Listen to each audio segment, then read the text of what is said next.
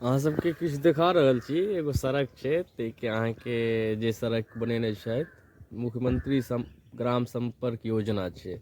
और एहिके तहत अहाँके एहिमे की सब करबाक चाही रोडके, जते दिन तक रोड छै कतेक कतेक दिनमे मरम्मत हेबाक चाही, लेकिन एहि रोडके हाल देखेबै छी अहाँके कए बेर मरम्मत भेल छै। देख लियौ एहिपर की लिखल छै।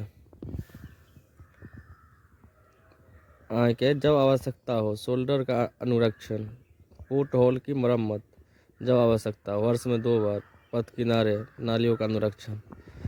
तऽ अहाँके की अनुरक्षण भऽ रहल छै और की निरीक्षण भऽ रहल छै हमरा तऽ किछु नहि पता है। और आगा जाकऽ औरो देखा दै छियै, देख लियो ई छै अहाँके रास्ता। एहिके की अनुरक्षण निरीक्षण छै से तऽ नहि कहि सकै छी। और आगा जाकऽ सेहो देखायब अहाँके, वर्ष में 2 बार से बतायल गेल छै मरम्मत के। कतेक दिन पर मरम्मत भेलै हमरा तऽ नहि बुझाय कहियो मरम्मत भेलै रोड के, पूरा बेकार भऽ चुकल है।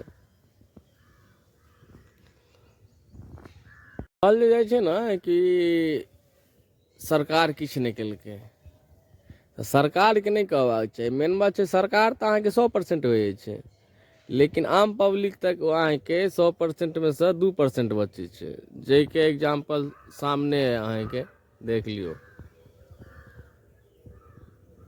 अहाँ सब कमेंट कऽ के बताओ कि हर जगह बिहार के हर गांव के यह हाल है कि सड़क के।